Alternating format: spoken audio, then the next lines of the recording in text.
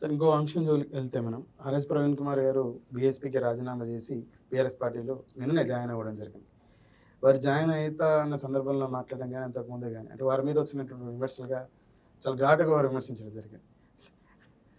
ముఖ్యంగా ఆర్ఎస్ ప్రవీణ్ కుమార్ గారు, ఆకునూరు మురళి గారు కానీ ఇంకా సామాజికవేత్తలం అని చెప్పేసి అని, మాజీ బ్యూరోక్రాట్స్ అని చెప్పేసి అని, ఏనాడు ఎన్నికల్లో చిన్న వార్డు మెంబర్ కూడా పోటీ చేయనటువంటి వ్యక్తులు కూడా నన్ను విమర్శిస్తూ ఉన్నారు. పని కట్టుకొని పిచ్చోళ్ళు, సైకోగాళ్ళు, బుద్ధి లేనటువంటి వ్యక్తులు వీళ్ళతో ఈ కథ కాదు పీ కథ కాదు, వీళ్ళంతా నాకు చెప్పేటువంటి నీతిగా భోజనాల గుండెల నిండా నింపుకొని బీఆర్ఎస్ పార్టీలోకి వెళ్తా ఉన్నా, అధికార పార్టీల వైపు చూడట్లే, మద్దతు పార్టీల వైపు చూడట్లే అని చెప్పేసి ఈ వ్యాఖ్యలు ఎలా వస్తుంది? ఆయనే ఎక్సెంట్రిక్గా మాట్లాడుతున్నాడు దానికి. ఎందుకంటే ఆయన మేమందరం ఆయన అంటే నాకు కూడా గౌరవం ఉండేది. నేను ఆయన గురుకులాలకు సంబంధించినటువంటి సెక్రటరీగా ఉన్నప్పుడు నాకు పరిచయం లేడు ఆయన. నేనే పోయి కార్డు ఇచ్చి అరగంట సేపు వెయిట్ చేసి కలిసిన ఆయన అడిగాడు, ఆయన పని మీద వచ్చారు. నాకేం పని లేదంటే ఊరికే ఆయన కృషి. అప్పటికే అతను గురుకులాలు చాలా మంచి పద్ధతిలో సెటప్ చేశాడు.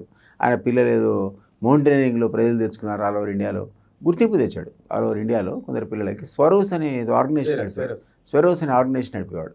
అదే విన్నాను. విని అరే ఇతను ఎవరో చాలా అద్భుతంగా పనిచేస్తున్నాడు అనే ఉద్దేశంతో ఊరికే పోయి ఎమ్మెల్సీ గుడి కూడా ఆయన ఊరికి కలిసారు. నేను ఏం పని మీద రాలేదంటే కటర్సీ కోసం వచ్చాను, మిమ్మల్ని పరిచయం చేసుకుందాం వచ్చా చెప్పాను. అంటే అటువంటి పేరు వచ్చింది అతనికి. అట్లాంటి వాడు కాన్సెప్ట్ మీద రిజైన్ చేసి ఒక బహుజన వాదాన్ని భుజాన మీద వేసుకొని ఆయన ఇచ్చే స్పీచెస్ కానీ, ఆయన తిరిగిన విధానం కానీ, ఆల్మోస్ట్ పడుకున్నటువంటి బీఎస్పీ పార్టీని లేపిన విధానం కానీ మేమందరం ఇంప్రెస్ అయినాం. అసలు అది వేరే పార్టీ అయి ఉండొచ్చు కానీ బట్ అరే ఇతను బాగా పనిచేస్తున్నాడు అనేటువంటి ఒక బాగా నాకు ఉండేది. తర్వాత అసలు స్పీచ్ నేను రౌండ్ టేబుల్ కాన్ఫరెన్స్ ఒకటి మన గాలి వినోద్ కుమార్ ప్రొఫెసర్ గారు ఆర్గనైజ్ చేస్తే నన్ను కూడా పిలిచాడు ఒక అతిథిగా. నేను యూనివర్సిటీలో తెలంగాణ ఉద్యమ కాలంలో విన్నా అతనిది. అరే చాలా అద్భుతమైన స్పీకర్ అతను. So I was very much impressed. అతను అంత కమిట్మెంట్ ఉన్నటువంటి వ్యక్తి అని నిజంగా అనుకున్నా. కానీ బీఆర్ఎస్కి పోయినాక నాకు ఆశ్చర్యం అనిపించింది. అది ఈ వాదం ఏమైపోయింది, ఇట్లా అయిపోయాడు ఏంటి పిల్లాడు, ఏమవుతుంది ఇంకోసారి గెలువు నిలబడాలి, కొట్లాడాలి, నీకైతే ఓపిక ఉంది కదా, ఎవరు ఫైటర్ అని నువ్వే చెప్పుకుంటావు కదా. అట్లాంటిది క్రిటిసైజ్ చేస్తే వీడికి ఏం తెలుసు అని నువ్వు మాట్లాడితే ఇట్లా మాట. ఉద్యమకాలంలో కేసీఆర్ కూడా అన్నాడు సార్ నాతో, అన్నాడు ఆయన, ఈ అల్లం బెల్లం పాశంతో తెలంగాణ వస్తుందా అన్నాడు. రాదు, కానీ వాళ్ళు కూడా ఉన్నారు కదా సొసైటీలో. అల్లం అంటే అల్లం నారాయణ. ఆ రోజుల్లో ఆయన మా విమోచన సమితి మీటింగ్కి వచ్చి అల్లం నారాయణ మేము కేసీఆర్ని సరిగ్గా తిట్టట్లేదని మమ్మల్ని తిట్టి రసమై బాలకృష్ణ మా దగ్గర పాటలు పాడాడు. ఆయన కూడా ఏంటి ఇంత అసలు ఏం తిట్టని కూడా తిట్టట్లేదు కేసీఆర్ మీరు. అప్పుడు కేసీఆర్ పడుకున్నాడు ఇంట్లో, మేము బయటకు వచ్చి విమోచన సమితి పెట్టాం. ఉద్యమాల ద్వారానే తెలంగాణ వస్తుంది, ఇట్లా పడుకుంటే రాదు, పొలిటికల్ లాబింగ్తో రాదని మా విధానంతో పెడితే తెలంగాణ విమోచన సమితి ఆవిర్భావ సభకి మా అతిథులు ఎవరంటే హరగోపాలు, అల్లం నారాయణ, రసమయ్య బాలకృష్ణ వీళ్ళు. మమ్మల్ని తిట్టారు వాళ్ళు, ఏది మేము సరిగ్గా తిట్టట్లేదని. అట్లాంటి రసమయ్య ఏమన్నాడు, శివలింగం మీద చెప్పు పెట్టి కొడదామంటే తేలులాగున్నావు నువ్వు, చెప్పుతో కొడదామంటే శివలింగం అయిపోయా కేసీఆర్ని రసమయ్య అని మమ్మల్ని తిట్టి అటు వెళ్ళిపోయి ఎమ్మెల్యే ఆడ. ఆయన మళ్ళీ వెనక్కి పోయి కలిసిపోయాడు. అదేవిధంగా అల్లం నారాయణ మా దగ్గర ఏమన్నాడంటే, మీరు అసలు ఏంటి కేసీఆర్ని తిట్టకుండా మీరు ఎట్లా పార్టీలో ముందేస్తారు, మేమే ఆయనకు అయితే మేము ఈరోజు గడిని బద్దలు కొట్టడానికి కూడా దొర గడిని బద్దలు కొట్టడానికి సిద్ధంగా ఉన్నాం అన్నాడు. నా దగ్గర మీకు స్పీచ్ పంపిస్తా, మీరు ఆశ్చర్యపోతారు. మా దాంట్లో ఆవిర్భావ సభలో వచ్చి మీరు సరిగ్గా తిట్టట్లేదు, మీరు విధానం కరెక్ట్ ఉండాలి మీది, నేనైతే నా దొర గడిని కూడా బద్దలు కొట్టడానికి సిద్ధంగా ఉన్నా అన్నటువంటి అల్లం నారాయణ ఆ దొర గడిలో పోయి గంట కొట్టాడు. పదవి తీసుకోలేదు అక్కడ. పాశం యాదగిరి, పాశం దగ్గర ఆ రోజు తిట్టాడు, ఈ రోజు తిడతాడు, రేపు కూడా తిడతాడు. ఆయన తిట్టే కార్యక్రమం అంటే అల్లము సరెండర్ అయిపోయా, బెల్లం సరెండర్ కావాలి. బెల్లం అంటే బెల్లనాయక్ పాప అప్పుడు పోరాడుతుండే, నాతో పాటు విమర్శన మీద పెట్టాడు, ఇప్పుడు పోరాడుతున్నాడు. నిన్న మీరు చెప్పిన లిస్టులో బెల్లనాయక్ ఉన్నట్టున్నాడు.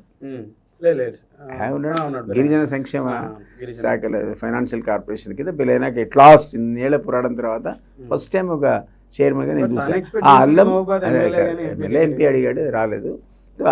అల్లం అయిపోయింది, బెల్లం అయిపోయింది, పాశం అయిపోయింది. పాశం అయితే పాపం అప్పుడు పోరాటమే, ఇప్పుడు పోరాటమే, అప్పుడు తిట్లే, ఇప్పుడు తిట్లే. సో అల్లం బెల్లం పాశంతో తెలంగాణ వస్తుందనే వాడు కేసీఆర్. ఈ అల్లం బెల్లం పాశం వాడే మాటలతో తెలంగాణ వస్తుందే అనేటాడు. తెలంగాణ పొలిటికల్ అట్మాస్ఫియర్ వేరు, ఉద్యమ రూపం వేరు, ఈ మాటలతో ఏ పని కాదనంటే ఇప్పుడు ఈయన కూడా అంటున్నాడు ఏది ఆర్ఎస్ ప్రవీణ్ మాటలు అట్లే ఉన్నాయి. ఏమనంటే వీళ్ళతో వస్తా వాళ్ళతో వస్తా కార్పొరేట్ ఎవరండి చెప్పడానికి, కార్పొరేట్గా ఆకునూరు ముడి గెలుస్తాడో గెలవడో, ఆకునూరు మురళి కానీ మరో వాళ్ళు కానీ నేను నాలాంటి వాడు కానీ ఒక కాన్సెప్ట్ మీద మాట్లాడతాం. విమర్శను ఎందుకు స్వీకరించలేకపోతా తీసుకోవాలి. నువ్వు పాలిటిషియన్లో నువ్వు పాలిటిక్స్ లో వచ్చిన తర్వాత భయభ్రాంతులకు గురి చేసినాడు ఆర్ఎస్ ప్రవీణ్ కుమార్ గారు అని చెప్పేసి అసలు నువ్వు పోవడమే మేము డైజెస్ట్ చేసుకోలేకపోతున్నాం. ఇప్పుడు మాకు సంబంధం లేదు, మా పార్టీ వేరు, ఆయన పార్టీ ఆయన ఇష్టం వచ్చిన పార్టీకి ఆయన పోవచ్చు, ఆయనకు హక్కు ఉంది. అటు క్రిటిసిజం కూడా నువ్వు టాలరేట్ చేయలేకపోతే ఎట్లా? బహుజనవాదాన్ని నెత్తినెత్తుకొని నువ్వు మోస్తావు అనుకుని హీరో అని మేము అనుకుంటే ఈరోజు కేసీఆర్ దగ్గర పోయి సరెండర్ అయ్యి దొర దగ్గర సరెండర్ అయితే మేము జీరో అవుతామని అనుకుంటాం కదా. BJP alliance, BSP BRS alliance లేకోకుండా చేసే ఒక ప్రయత్నం చేస్తే ఆ ప్రయత్నాన్ని నేను తీసుకోలేక బీఆర్ఎస్ జాయిన్ అవుతున్నాను అంటే మాయావతిని అంత పెద్ద ఇన్ఫ్లుయెన్స్ చేస్తుంది నా బీజేపీ. అంటే అంత పెద్ద ఇన్ఫ్లుయెన్స్ కావాలోనే ఈయనకి ఇక్కడ ఈ స్టేట్ పార్టీలో ఈయనకు సీట్ రాకుండా చేసిందట. ఏమో మాట్లాడతారు ఎట్లా అని.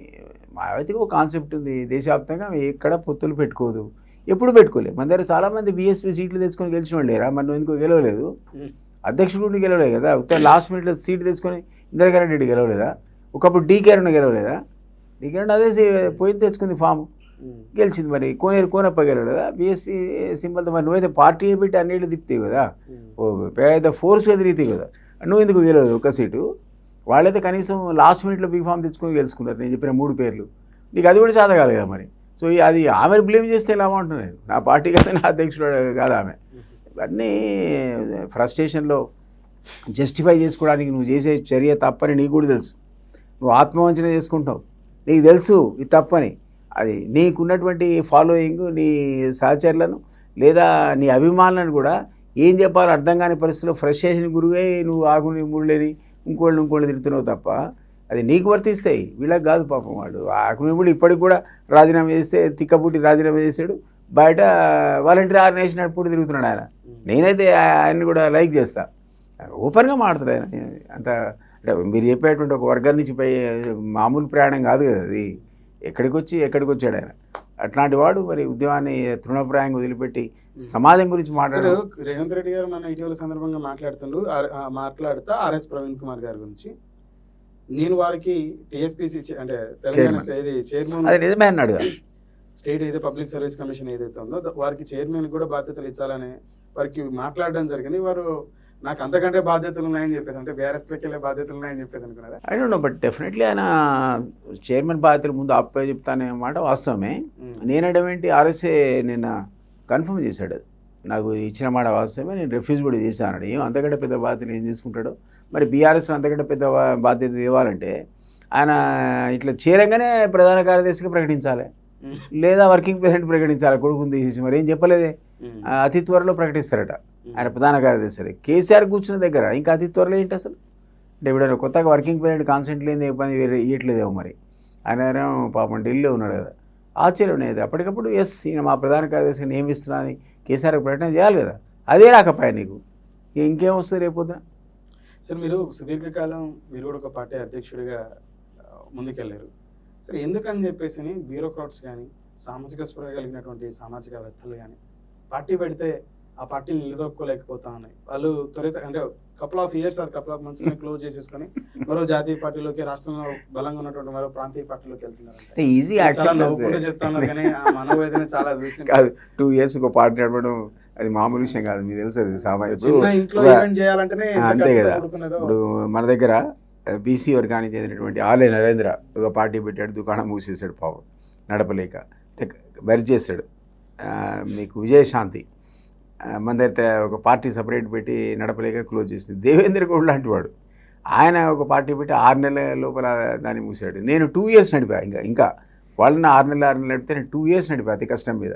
కానీ నడవట్లేదు, ఎందుకంటే అంత ఈజీగా ఈ పొలిటికల్ పార్టీస్ అంటే తెలంగాణ రాష్ట్ర సమితి కూడా చాలా కష్టమైన నిర్మాణం చేశాడు ఆయన.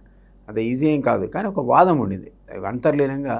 తెలంగాణ ఆకాంక్ష ప్రజల్లో ఉంది కాబట్టి మెల్లమెల్లగా దానికి యాక్సెప్టెన్స్ వచ్చింది. అవుట్ ఆఫ్ దాని ఏమంటారు కంపల్షన్ కూడా ఇతర పార్టీలో ఉన్నవాడు తెలంగాణ రావాల్సిన పరిస్థితి వచ్చింది, అక్కడ అనాల్సిన పరిస్థితి. లేకపోతే ఎమ్మెల్యేలు, ఎంపీలు, మంత్రులు ఊళ్ళలో తిరిగే పరిస్థితి కూడా లేకుండా ఆ రోజుల్లో. అట్లా ఆ సపోర్ట్ వల్ల నిర్మాణం అనేది ఆయన అనుకున్న పద్ధతిలో ఆయన ఒక మంచి అంశాన్ని పట్టుకున్నాడు కాబట్టి కేసీఆర్ సక్సెస్ అయ్యాడు. కానీ మిగిలిన వాళ్ళు ఎవరు సక్సెస్ అయ్యారు చెప్పండి? అందరూ ఆల్మోస్ట్ మీరు అన్నట్టు మీరు అన్నట్లు టైగర్ ఆలయ నరేంద్ర గారు విజయశాంతి గారు. వెల్ నోన్ పర్సన్ ఎంటర్ అంతే తెలంగాణ. కదా. తర్వాత విజయశాంతి గారు సినీ ఇండస్ట్రీ బ్యాక్గ్రౌండ్ ఉంది. మీరు తర్వాత జిటా బాలకృష్ణారెడ్డి గారు, తర్వాత ఇట్లా చెప్పుకుంటూ పోతే ఒక 10 పైచిలుకు మంది ట్రై చేసాం. దేవేందర్ గౌడ్ అనేటువంటి వ్యక్తి స్టాల్ తెలంగాణ రాష్ట్రానికి పవర్ఫుల్ మ్యాన్, డబ్బులు కూడా ఉన్నాయి. ఒక బీసీ సామాజిక వర్గానికి సంబంధించిన డబ్బులు ఉన్నాయి. మాజీ మంత్రి, మాజీ మంత్రి, చాలా పొలిటికల్ నాలెడ్జ్ ఉన్న పీపుల్. జయప్రకాష్ నారాయణ తను సస్టైన్ కావాలి.